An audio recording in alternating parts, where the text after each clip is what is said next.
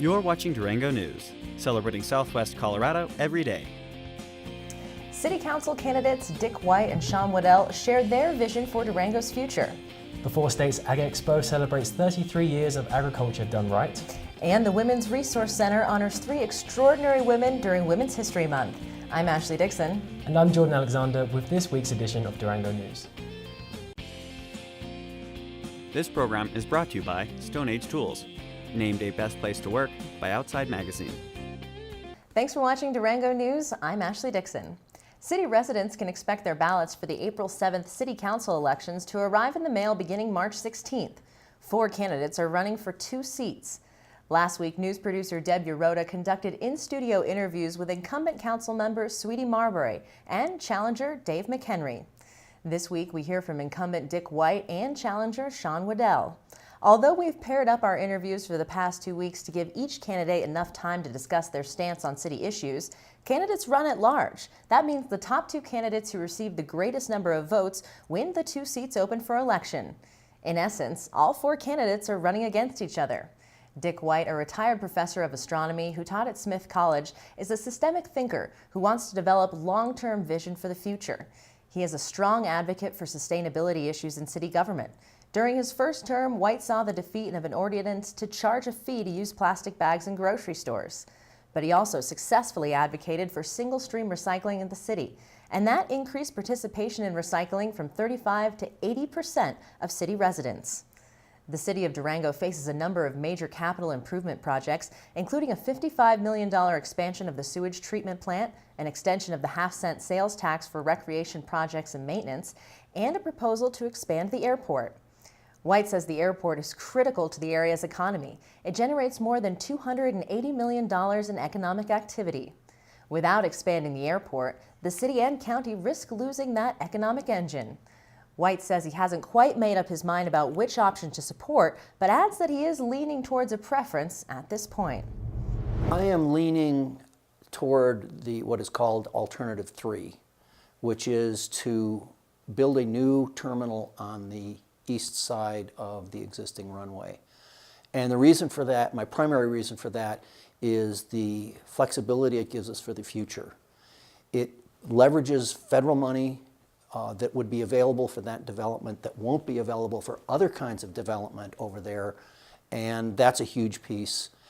But the final word is an in, and I'm very careful about proclaiming, oh yes, I'm going to vote for it this way.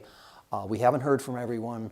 I think I'm definitely leaning that way, and I think I have sound reasons for doing so. We're not quite there yet. During the next few years, the City Council and the Planning Department will be reviewing city regulations to determine how much more housing can be built in the area. And White is a strong proponent of increasing density in town and supports redevelopment of North Main Avenue to improve parking, pedestrian access, and mixed residential and commercial development. The one thing I will say is, from a sustainability perspective, as I said before, we need to enable people to live in town so they don't have to be in their cars all the time to get to shopping and to work. And a more compact development, greater density, if you will, I think is a necessity. But we can't just trash the neighborhoods in the process. And that's the tightrope that we're trying to walk. And so far, I think we're doing pretty well. As the city develops a facilities master plan for city services, a group of citizens has come forward with a proposal to develop a cultural center on the Animas River at the site of the current River City Hall and downtown fire station. White says the Steam Park proposal needs more study and a long-term vision for the developments of arts and cultural resources in the community.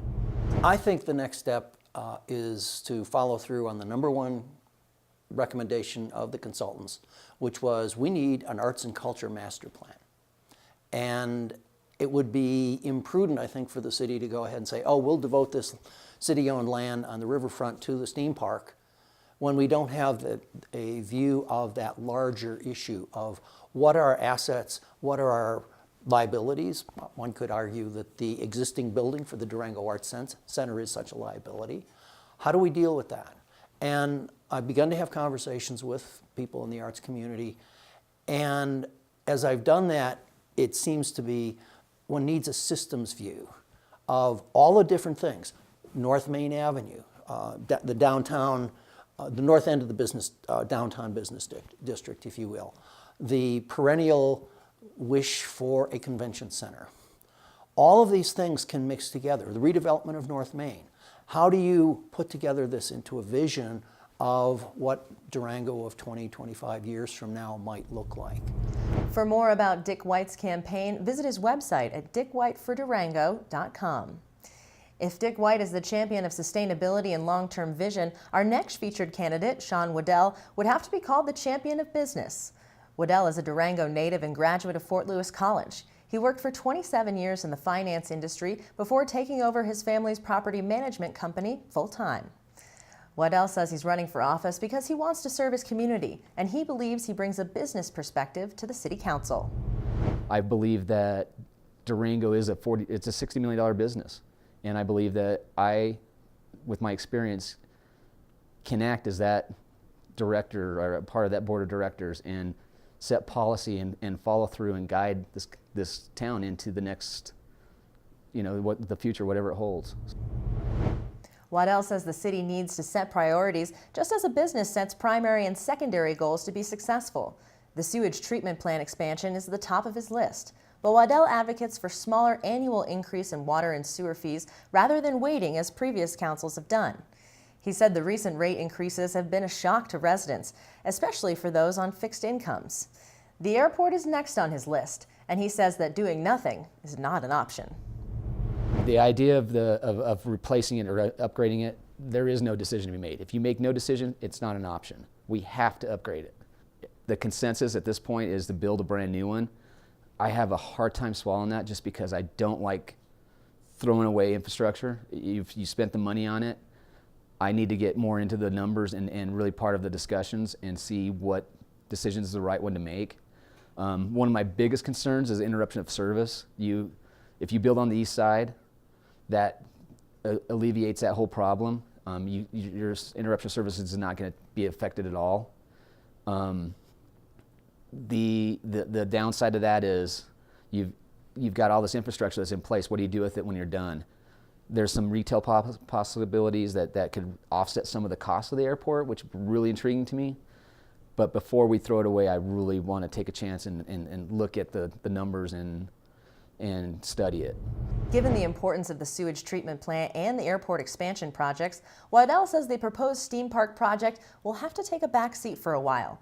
He says he's a strong supporter of the arts, but adds that the city can't afford to move River City Hall or the fire station. I want it, absolutely. Where? I don't think that's the right place necessarily. I don't, again, we got infrastructure there. We got River City Council or City Halls there, the fire department. Is there a new home for those places? Why are we moving them? I understand the idea of having this cultural center on the river is really enticing. It's an amenity that the entire city, the region will enjoy. But at the end of the day, where it's at right now, I think is perfect. They need to conceptually come up with their idea. Their own plan said that they needed a benefactor, a donor, to support it and sustain it. In the grand scheme of things, when we start talking about budgets and money being spent, it's lower on the priority list than the sewer plant and the airport. As the owner of a property management company with 27 rentals, Waddell says he's uniquely positioned to address housing issues. He adds that he has been impressed with the current council's willingness to listen to neighborhoods and incorporate their concerns into final regulations for accessory dwelling units and vacation rentals. He says that maintaining the character of neighborhoods is particularly important. As we go forward and we try to increase this or adjust the density, the public input and the character of that neighborhood has to be protected. And I think that people are, just like we talked about, you love your neighborhood and your voice is being heard. You can reach Waddell by email at sean4cc@questoffice.net. And to see the candidates in action, you may want to consider attending the La Plata County League of Women's Voters Candidate Forum, scheduled for 5:30 p.m. on Thursday, March 19th in the Durango City Council chambers.